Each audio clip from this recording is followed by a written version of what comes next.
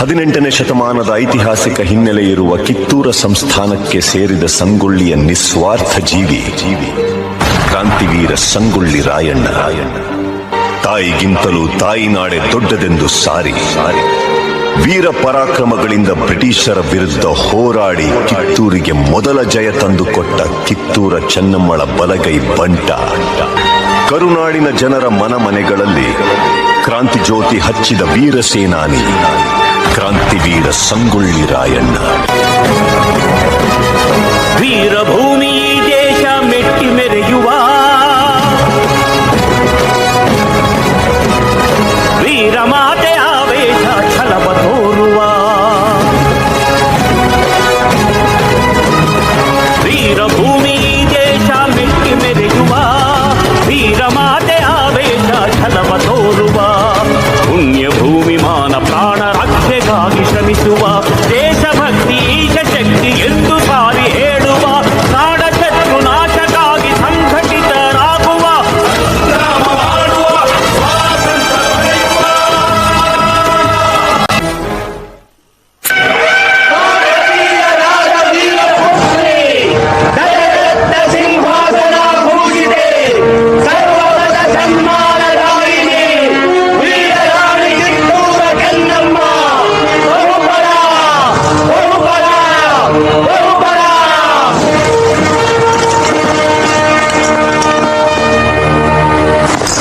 Good morning ರಾಣಿ ಸಾಹೇಬ್. ಕುಳಿತುಕೊಳ್ಳಿ. Thank you. ವಿಷಯವೇನೆಂದು ಕೇಳಿ ಮಹಾಮಂತ್ರಿಗಳೇ. ಸಾಹೇಬರೇ, ತಾವು ಬಂದ ವಿಚಾರ ತಾಯಿಯವರಿಗೆ ತಿಳಿಸಿ. ನೀವು ಮನ್ರು ಒಪ್ಪಂದದ ಪರುಕಾರ ಕಪ್ಪವನ್ನು ಕೊಡುತ್ತಿಲ್ಲ ಯಾಕೆ? ಕಪ್ಪ? ನಾವು ನಿಮಗೆ ಕಪ್ಪ ಕೊಡಬೇಕೆ? ಕಪ್ಪ ಕೊಡಲು ನೀವೇನು ನಮ್ಮ ಒಡ ಹುಟ್ಟಿದವರೇ, ಬಂಧು ಬಳಗದವರೇ, ಇಲ್ಲ ದಾಯಾದಿಗಳೇ?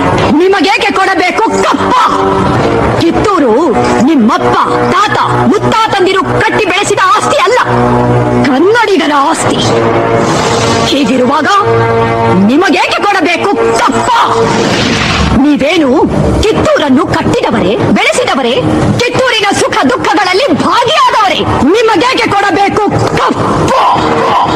ನೀವು ಹಿಮದಂಡಿಗೆ ಚಲಾಟ ಆಡುತ್ತಿರುವಿರಿ. ಇದರಿಂದ ಕಿತ್ತೂರಿನ ಪ್ರಾಣಹಾನಿ ಮಾನಹಾನಿ ಆಗುವುದು ಖಂಡಿತ.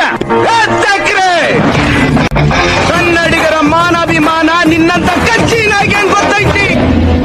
ಇದು ಕೆಚ್ಚದ ಕಲಿಗಳ ಬೀಡೈತಿ.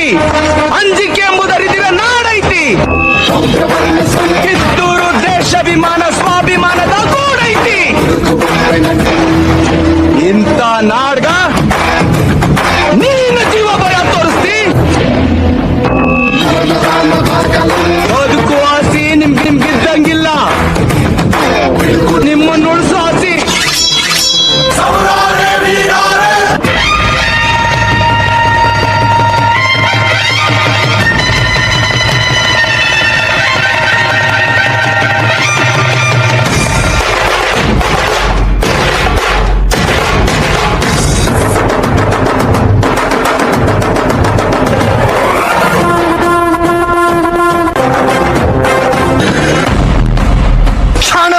You are under arrest.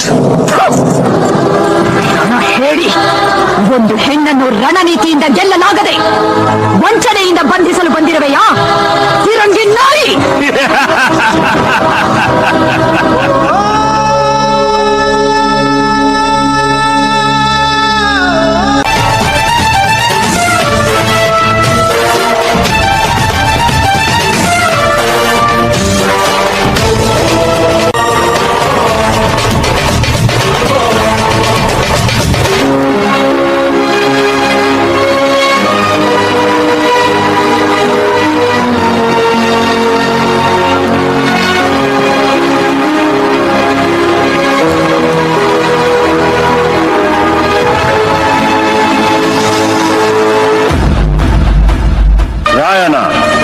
ಇಲ್ಲಿನ ಛಲಕಾರ ನಿನ್ನನು ಕೊಲೆಗಾರ, ಚುಲಿಗೆಖೋರ, ಬಂಡುಖೋರ, ರಾಜದ್ರೋಹಿ ಎಂದು ಆಪಾದಿಸಿದೆ.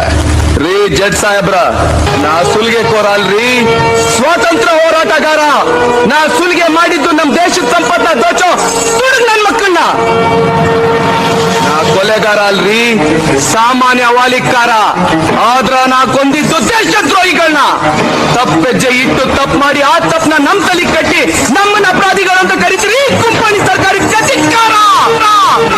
ರಾಯಣ್ಣನ ಉಳಿದ ಸಹಾಯಕರಾದ ಬಾಳನಾಯಕ, ಬಸವಲಿಂಗಪ್ಪ, ಕರಿಬಚ್ಚಪ್ಪ, ಭೀಮಪ್ಪ, ಕೆಂಚಪ್ಪ ಮತ್ತು ಅಪ್ಪಾಜಿ ನಾಯಕರಿಗೆ ಗಲ್ಲು ಶಿಕ್ಷೆ ವಿಧಿಸಿದೆ. ಈ ಅಪರಾಧಗಳಿಗೆಲ್ಲ ಮುಖ್ಯ ಕಾರಣಕರ್ತನಾದ ರಾಯಣ್ಣನನ್ನು ರಾಜದ್ರೋಹಿ, ದಂಗೆಕೋರ, ಅಪರಾಧಿ ಎಂದು ಪರಿಗಣಿಸಿ 26/1/1831 ಗಲ್ಲು ಶಿಕ್ಷೆಗೆ ಗುರಿ ಮಾಡಬೇಕೆಂದು ನ್ಯಾಯಾಲಯವು ಆಜ್ಞೆ ಮಾಡುತ್ತಿದೆ.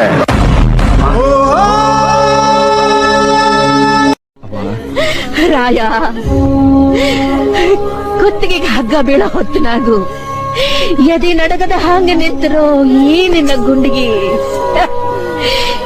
ಎಂಥ ಗುಂಡಿಗೆನೋ ಯಪ್ಪ, ನಿನ್ನಂತೋನ್ನ ಹ್ಯಾಂಗ ಗಲ್ಲಿಗೆ ಹಾಕುತ್ತಾರೋ, ಹ್ಯಾಂಗ ಗಲ್ಲಿಗೆ ಹಾಕುತ್ತಾರೋ ಯಪ್ಪ.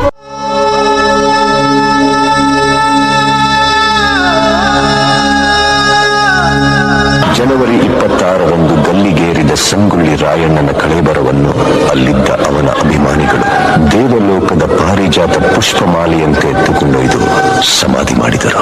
ಇಂದಿಗೂ ರಾಯಣ್ಣನ ಭಕ್ತರು ಜಾತಿ, ಮತ, ಧರ್ಮಗಳ ಭೇದ ಭಾವವಿಲ್ಲದೆ ಹುಟ್ಟಿದರೆ ನಿನ್ನಂತ ಮಕ್ಕಳು ಹುಟ್ಟಲಿ ಎಂದು ತೊಟ್ಟಿಲು ಕಟ್ಟಿ ಹರಕೆ ಹೊತ್ತು ದೇವಮಾನವನಿಗೆ ಪೂಜೆ ಸಲ್ಲಿಸಿ ಫಲ ಸಿಗಲೆಂದು ಸೆರಗೊಡ್ಡಿ ಬೇಡುತ್ತಾರೆ.